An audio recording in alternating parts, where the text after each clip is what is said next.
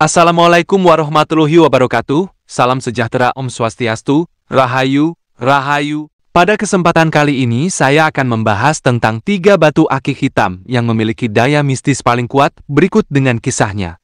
Oke, daripada panjang lebar mari kita telusuri bersama, di mana bahasan yang pertama adalah batu giok hitam atau Black Jade, penjaga keseimbangan, mitos dan budaya Black Jade.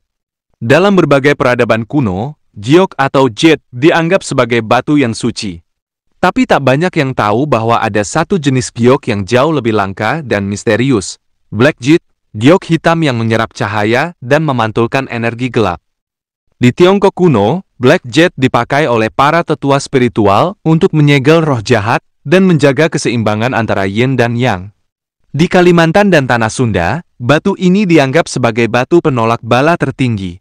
Sering dipakai oleh dukun sepuh dalam ritual pemurnian jiwa dan pelindung kampung. Tapi dalam legenda yang nyaris terlupakan, disebutkan bahwa Black Jade sejati hanya akan muncul saat keseimbangan dunia mulai terganggu.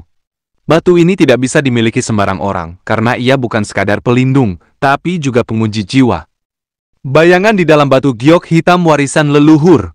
Seorang pemuda bernama Galang tinggal di desa Nagalemur, wilayah tersembunyi di lereng Gunung Halimun. Ia adalah keturunan langsung dari garis ketujuh seorang dukun penjaga tanah adat.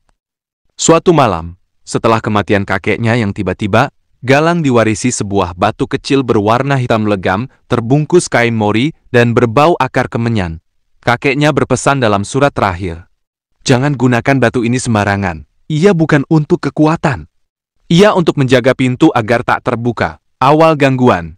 Sejak membawa batu itu ke rumah, Galang mulai mendengar suara-suara dari sumur tua di belakang rumah.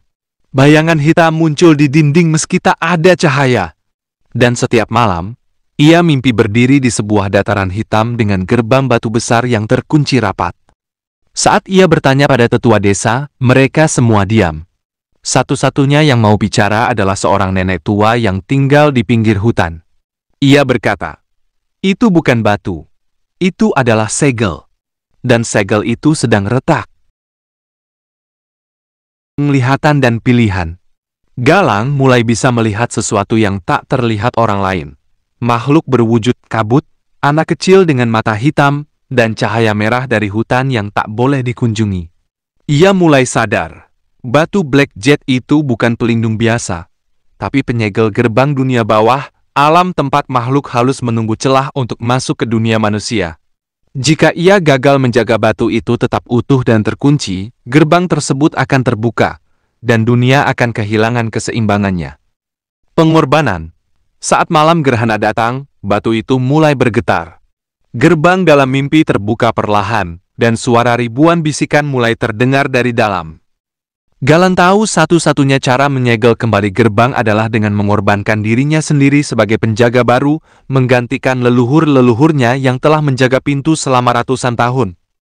Ia masuk ke hutan, berdiri di atas batu pemujaan, dan menancapkan Black Jade ke jantungnya sendiri. Batu itu menyerap darahnya, lalu membatu kembali, dan sinar merah di langit pun sirna. Kini, jika kau berkunjung ke desa Nagalemur, kau akan melihat patung giok hitam kecil di tengah hutan, berdiri sendiri menghadap ke arah barat. Dan mereka yang lewat saat malam bulan mati, mengaku mendengar suara pemuda yang berbisik, "Aku tak lenyap, aku hanya menjaga apa yang tak boleh masuk." 2. Batu Tektite atau Satam batu langit yang membawa takdir. Di berbagai belahan dunia, dikenal sebuah batu hitam yang tidak berasal dari bumi, namanya Tektite. Batu ini terbentuk dari ledakan meteor yang menghantam bumi ribuan tahun lalu, melelehkan tanah, dan menciptakan batuan hitam seperti kaca, keras, ringan, dan misterius. Dalam budaya kuno di Asia Tenggara, terutama di Indonesia dan Filipina, Tektite dianggap sebagai batu langit atau air mata bintang. Orang Jawa menyebutnya batu meteor sakral, dipercaya membawa kekuatan alam semesta. Mereka yang memiliki batu ini disebut bisa mengalami peningkatan energi spiritual, intuisi tajam, bahkan kemampuan melihat dimensi lain. Tapi ada juga kepercayaan bahwa jika digunakan sembarangan, batu ini dapat membuka celah antara alam manusia dan makhluk astral. Di Tanah Parahyangan, ada cerita yang jarang diceritakan. Tentang seorang pemuda yang menemukan Tektite raksasa dan hidupnya tak pernah sama lagi. Penjaga Batu Langit. Tahun 1998. Ketika langit di atas Gunung Papandayan diselimuti badai petir yang tak biasa, sebuah cahaya membelah malam dan jatuh ke dalam hutan lebat. Esoknya, seorang pemuda penjaga hutan bernama Wira menemukan batu hitam yang masih hangat di tanah lembab. Awalnya, Wira mengira itu hanyalah batu biasa. Tapi sejak ia menyentuhnya, ia mulai melihat hal-hal yang tak bisa dijelaskan. Cahaya di tengah kegelapan, suara tanpa wujud, dan makhluk yang tak berjalan di tanah, namun melayang di udara. Ia bermimpi bertemu sosok berjubah hitam dengan suara menggema. Kau telah menyentuh mata bintang. Kini nasib dunia kecil ini ada padamu, elemen spiritualitas dan konflik.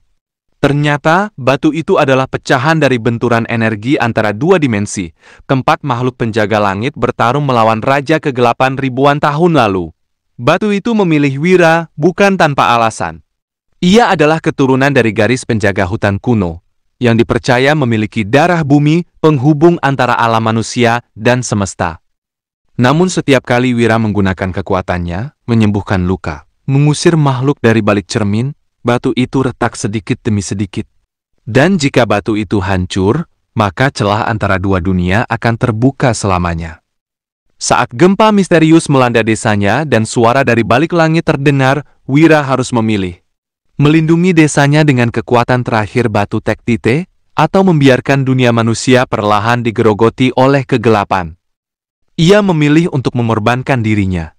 Di tempat terakhir ia berdiri, hanya ada pohon bambu hitam yang tumbuh tak biasa, dan bisikan lembut dalam angin.